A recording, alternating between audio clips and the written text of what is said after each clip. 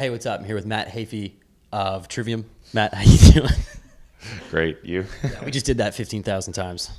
Yeah, doing good, doing good. You're actually a lot taller than, yeah, you're pretty tall. How tall are you? I guess 6'3", I think, or more. Tall. I'm taller than Corey, but Corey looks a lot taller than me. Really? Yeah.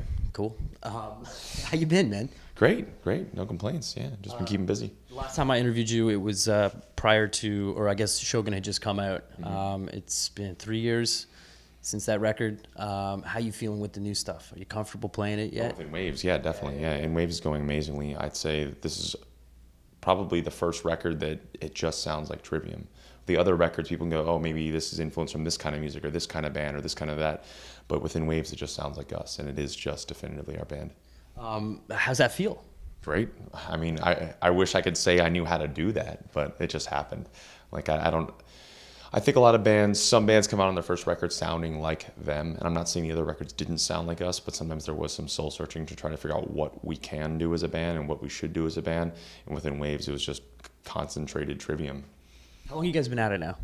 I joined the band in 1999.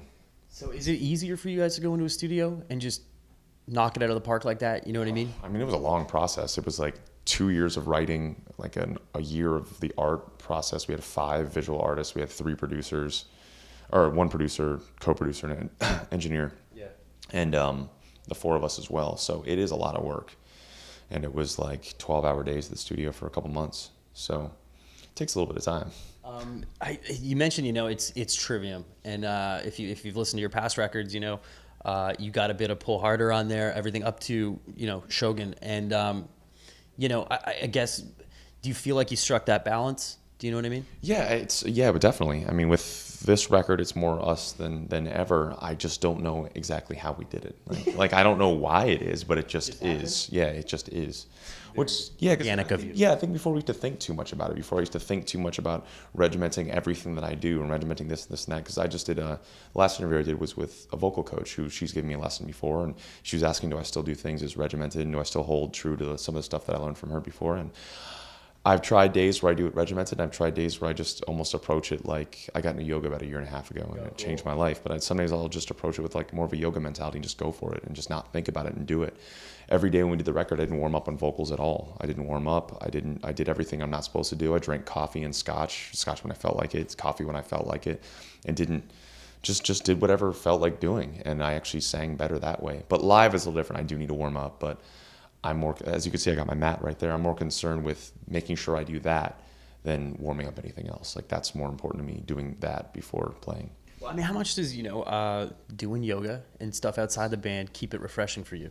Yoga is all I do. I try to swear to never touch another weight again. I don't like jogging. I don't do sit-ups. I just do yoga. That's it. That's it? Yeah, that's it. I don't do anything else. How can you do like crazy? Yeah. It takes a little bit. I mean, the big thing about the style that I'm in is not about how good you are. It's just of the fact that you're doing it. If a forward bend for you is just like, kind of over, then you're still doing yoga. It's still good, and you'll get better as you continue on with it. Do you notice that the physicality affects the mind? Definitely. My favorite part about yoga is the mentality part. Like, the mental thing is the most important thing to me, more so than the physical. And I mean, what has that done for you, I guess, as a songwriter, as a musician? Every day before recording guitars, vocals, or anything on the album, I would always make sure I did at least an hour and a half of Ashtanga yoga. That's the style I like. So it's like the band, yoga, and food. Food is my other favorite thing. Nice. Yeah, I've got a food blog now. It's matthewkichiheafy.tumblr.com. Yeah, and it's got food from all over the world. Awesome. I didn't realize that. You should do a cooking show.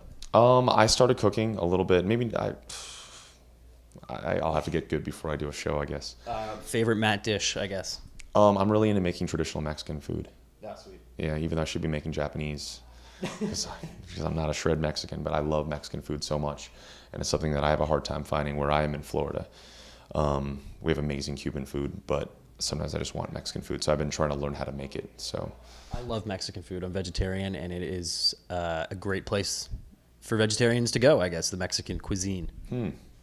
Cool. I haven't tried vegetarian Mexican yet. There's lots of beans. Lots of beans. Yeah.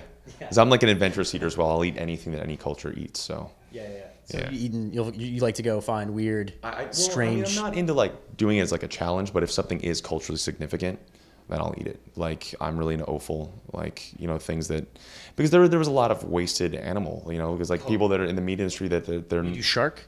Yeah, only if it's like responsibly sourced shark, as Okay. long as it's not Right, like cool. endangered shark or Right something. on. And so I'm really all about where my food comes from. Like I don't eat at fast food chains. If I can't find something good in the city, I'll make sure it's my own stuff. And but yeah, offal is using all the parts that people don't typically use in the animal, because people just throw that stuff away. And it's like, why waste all these things? So if something has to give its life, then it should be fully utilized by people. Talk about some of the themes back to the record in Waves. I mean, you have the video. I saw the video the other day. Talk about the video. Why did you decide to do a video these days? For us, we want to do everything different. We wanted everything about this record to not be the way a metal band is supposed to do it, not be the way a metal band is supposed to look. So our music videos have no performance, and it's going to be an all continuing chain of mini movies. Okay. We just saw the Built to Fall cut, and it happens immediately after in Waves. And then we'll hopefully keep this story going on and on and on. So our music videos have no performance, our live DVD has no crowd, and our documentary had no color. So we're doing things just our own way. Well, I mean, why don't you guys, you guys sort of walking through the jungle, I guess, and there's the water, the alternate sort of members. The big thing with this record is everything visually, everything lyrically, everything musically is all up for interpretation of the viewer and listener. So there's no right or wrong answer. But I mean, that's the beauty of music, right? Yeah, because too many bands give it out too much. They're like, all right, this is what you're supposed to feel. This is what this means. So when you come into it, you can't make up your own mind. And we're all about people being creative in their own heads when they're experiencing our music. Cool. You're opening for Dream Theater. That is a tough spot, I'd imagine. It's going amazing. Is it good, man? I wanted to ask that. I mean, you get to play these. We're in Massey Hall. We're backstage at Massey Hall, which is incredible if you're from Toronto. But so you're seeing these type of venues on a daily basis. Yeah, it's all seats. Yeah, all seats, all theaters. That's what when I'm just picturing, you guys playing older stuff or even newer stuff. Are there some people that just start to mosh or attempt to body surf? Some places, when they can, they'll try. Yeah. But for us, it's been interesting because it's like 75 to 90% of the crowd. It's their first time ever seeing us, or maybe ever even hearing of us, which is great. So they're not coming into it with a preset idea of I'm going to like this band, or I'm not going to like this band. So that these new people, we can win them over. And we're seeing we're having almost 100% of the crowd every night by the end of our set totally into it. And our fans that are showing up are just being incredibly supportive of the band. Now, I know you're from Florida, and I know you like punk rock, and considering where you guys came from, playing small clubs and stuff, to be playing to people sitting down, that's got to be. Is that a trip? I mean, we've done them.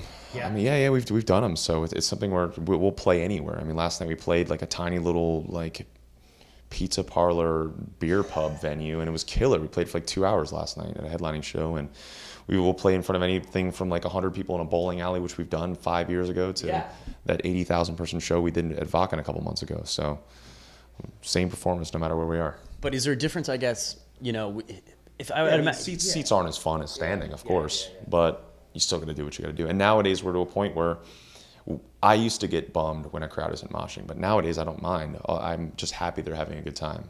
And by playing for Dream Theater, again, these are fans that are expecting musical perfection. You know what I mean? Obviously you guys are a tight band. Did you have to step up the game? We just came in and wanted to do what we want to do. I mean, we had some people from our label oh, shouldn't you maybe craft the set to something that you think Dream Theater fans like? We're like, we're just going to do what we do. We're just going to play the same set we would play whether everyone knew us or didn't know us. So, no, we're just doing what we do. We're just being us. That's the best thing you can do. Cool. What are you listening to these days? I'm probably the worst guy to ask for that in a band. Indie, folk, jazz, classical, and I'm obsessed with Spotify. Spotify's that new app. It's kind of like Netflix for music. Yes. It's huge in the States. Yeah, I love it. I'm addicted to it. I've rediscovered music things. So I know a lot of labels aren't happy with it, but I've discovered so many bands thanks to that thing. I just got the new Beirut, new Fleet Foxes. Those are the things I've been really into lately. Is that playing in a band and playing heavy music? Was there a moment where you were like, okay, I need to? Because when I was growing up, I used to just listen to that stuff all the time, and that was it. And I wouldn't listen to anything unless it was heavy. And then you get to the point where you're like, I can't listen to this every day. No, for me, it's you have to be able to allow yourself to be influenced by everything. And I've always had that outlook. I've been into every style of music. 16, I was just an elitist black metal kid. So it's you got to allow yourself to be influenced by everything. There's so much good stuff out there. So I'm just into everything. You brought up black metal. Let's go there. Have you ever encountered a black metal band have you had a strange situation? Have you ever been over in Sweden or something and maybe co-headlined or something like that with a real deal black metal band?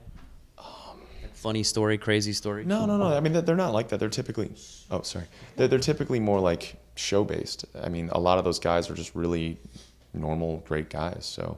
You ever cross paths with Gorgoroth? Oh, no, we haven't played with them. I mean, I'm really stretching here. I'm really stretching. I got to meet Ishan from Emperor, and I was really excited. Yeah. And you know, he saw some of the stuff where I've talked about it. They're my favorite black metal band. And yeah, they're all just performers. You know, some of those guys are legitimate Satanists back from the 90s and, you know, church burners and stuff. But their whole point was they were taking back their Nordic roots back from Christianity, who came in and wiped away what their religion was. Which is, I mean, it's actually really interesting because they also have these essentially, like, I don't want to say perfect societies, but it's, you know what I mean?